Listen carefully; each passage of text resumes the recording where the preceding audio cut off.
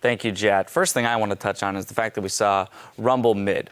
Yeah. Right? And we saw it as the first pick after banning out Lissandra. So it kind of implies that they were looking for Rumble mid against Zed. Yeah, that was a really clever strategy where you know C9, there's basically 2 champions, maybe 3 if you count Kennen, that Hai is going to play, and it's Zed and Lissandra. And you're like, cool, we're also, by the way, as part of this, we're going to ban the Maokai, ban the Lissandra, 2 things that VODS will play, and then first pick the Rumble, which just looks like an innocuous steal. Right? There's no way you see this coming unless you really thought about their strategy here. So I thought it was a really good idea. You saw a lot of mid pressure as well. Zed fairly low escape. You have a couple of slows coming out from Noon and Rumble as well. Good damage output. That's a theoretically good gank. Really smart champ select plan. As you heard Lemon talk about it, the team fight power as a general 5v5, also pretty good. You saw St. Vicious also try to camp mid lane. And then to counteract that, Hai played really passively. He basically never shadowed unless he knew Nunu was nowhere around. Yeah, and I really like the combination that they had drafted for themselves with the Zed plus the Sejuani against the Nunu Rumble, because that's just a death lane right there for Rumble. He's not going to have really good gank assistance. The Nunu brings like almost no damage to it. So it was just back and forth 2-on-2 brawling there, and you definitely give that to Zed Sejuani early mid. Yeah, we saw proper focus by the junglers in that mid lane. Now let's move down to the bottom lane where we saw the Nautilus support for the 3rd game in a row here for Cloud9, and it paid off. The all-in from Lucian and Nautilus, just too much for the Morgana Caitlyn to handle. Yeah, that was actually really surprising to me because you look at the matchup and you're like, okay, if Nautilus hooks and you black shield like as the hook lands, Nautilus goes to this range and is like, I can't hit you. My anchor's not big enough, guys. Stay away, man. You're black shielded. I can't hit you at all. I can like smash the ground angrily and break black shield with E, but like that's literally all Nautilus can do. And like sets him up for a binding and sets him up for like a Caitlyn trap. Like this matchup to me looked like it was going to be Gravity's. Now, of course, did not play out that way. Maybe C9 knows better than I do, and that matchup's actually really good for them. But like Caitlyn's got a 150 range advantage. I feel like Morg could outplay Nautilus. But of course, props to C9. And then as level 6 came in, it's like, okay, as soon as you outplay Black Shield, ult, kill. 100% guaranteed. And that was really well played by them. Yeah, and they didn't lane swap it, right? Like Cloud9 had full confidence in their bottom lane to just win that matchup. Yeah. And I think actually that kind of goes in their favor. Like you said, post 6, it's definitely in their favor. Yeah. I think early on, Nautilus has a lot of magic damage in his kit that's overlooked. You land the hook, and it's like, oh no, I got him, I don't get all the way there. But then you just wait for another repetition of the cooldown, and then you're ready to go. Yeah, and in fact, C9 got 3 kills from the bot lane. Should have been 4. Yeah. Misplay when they glacial prisoned and anchored the same guy at the same time. But a double kill in lane.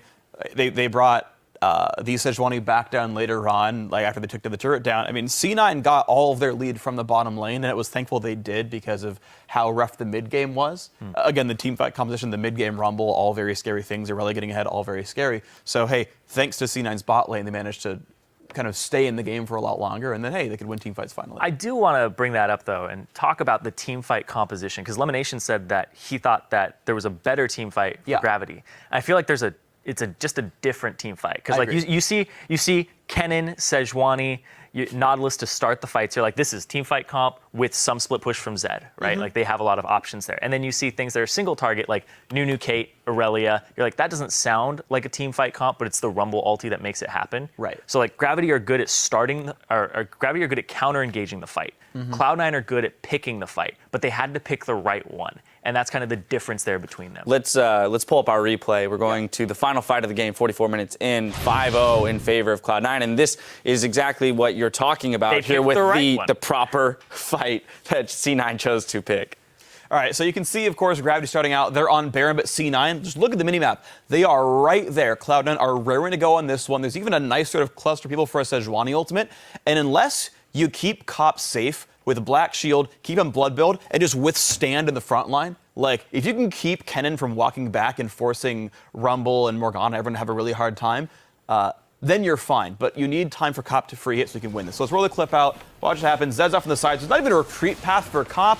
Meteos in the front line. He's ready. Saint's trying to bully the team out. The Rumble ulti. He tries to force the engage. Look, boom. There's no equalizer anymore. He tried to force the engage because they're panicked and Zed's flanking them. And then Kennen does whatever he wants. Cop can't do anything. Okay, he's skirting the Kennen. That's nice. But there's another ninja here called Zed that just destroyed him right there. And nothing could really be done. Great flank by Hai to make this happen. Really, I think, very unfortunate equalizer, because all it took was for the team to go back in, and then all that team fight power that they were afraid of is gone. And that was brutal. The other thing I want to point out about this team fight power, though, is the Kennen build. And I've seen a lot of Kennen builds.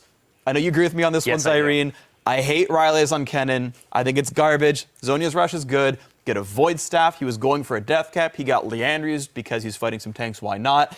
Damage Kennen, I think, is really freaking good. If you one-shot the entire team over the course of Zhonya's, you're going to win the fight. Slowing them down, I think, not very important.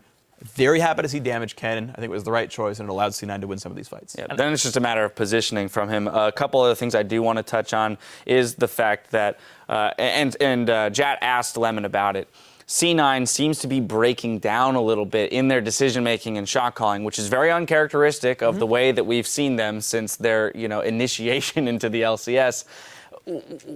I mean, like, how can this be fixed? What is the issue here that the team all of a sudden is making uncharacteristic missteps? I think some people are getting caught and they don't seem as cool and level-headed as they did before. Some people are taking weird routes when they're like, all right, let's rotate and get that rotational game going, where they're like pushing inhibs. And I think that last fight was very characteristic of how Cloud9 used to be, because that was a very big power vacuum. They're like, Rumble ulti is what we're waiting for. It's all their team fight power. As soon as that goes down, just the whole thread of the fight reverses, and then it's all about Sejuani Kennen. And they need to be able to analyze that before the game gets into the actual rift. Like when they see the champions come down, they're like, this is what we should be doing against this team. This is how we're going to play the game. And if they don't, I think they're falling into what they've been doing for a lot of the season, is they don't judge the other team's power at certain points in the game, and that's what's falling behind. So it's positional errors and judging of the power. Yeah, it's interesting because we talk about Cloud9 being a team that's probably the best in North America at adapting to patches. They seem to always know how to play the game the day it's released. Support Nautilus, for example, all day, every day, working really well, right? Like, these guys seem to understand the way that League should be played. But since 5.5, and I mean, even a couple weeks before, we've been seeing a lot of new things come out, right? The Victor made just because people decided, you know what? Teamfight comps are back. We're just going to play Victor now, guys, just because we decided that's how League of Legends is played now. And on one hand, it seems like C9 can't play that style themselves. High is still stuck on the assassin chain for the most part. And two, now, it just seems like they're, as you were talking about, kind of a little bit less able to prep for their opponents, less able to react to their opponents. And yeah, when you don't have a very deep understanding of exactly how yours and your opponent's team comms work, it can be a lot harder. I don't know if that's really the case. Yeah. It's really hard to analyze off of very few games. We'll see what happens in C9 in best of fives as playoffs come in. But you're right, it is a weakness of theirs. All right, lightning quick before we move on. I want to get you guys' thoughts on what this means for playoff race implications, which is that Gravity now essentially has to win tomorrow. Yeah. If Liquid are to 2-0, it puts them in danger of falling out of that playoff spot, and then just in terms of seeding against Team 8. So very important game for them tomorrow, but it also makes the Cloud9 Team Impulse race kind of at the top pretty interesting, given the fact that they picked up that win early this weekend. I'm a little more interested with people trying to stay away from 7th right now, so that's what I'm going to touch on, is the fact that they have Team 8 who they have to win that game. And it's going to come down to if Team 8 lose today versus CLG, which is the next match, that it's that game that decides 7th for the most part. So they're going to have to bring it, and both teams have been looking good. It's just Team 8 looks a little bit better at the moment. Right, but they didn't beat them last time, though. They didn't beat Gravity last time. Yeah, Gravity had some interesting, game plans, though, coming in today. We liked their team comp, so maybe tomorrow things will play out differently for them. We are going to head off the Rift for 3.5. When we return, we'll see if Team 8 can take down another top team when they face off against CLG. Keep it tuned right here.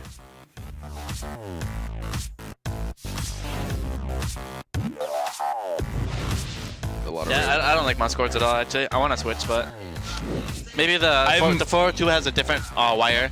I've moved on to wireless. I have ascended from my wired form. You're getting stronger. Oh, no! Oh, Dragon goes over to Cloud9. Meteos eats it alive with the boar. Zed darn. Alright, Zed ulti. I might be dead. I'm dead. Nautilus is one hit. Nautilus is dead. Nice. Lucian. No, don't chase. You'll probably die, won't you?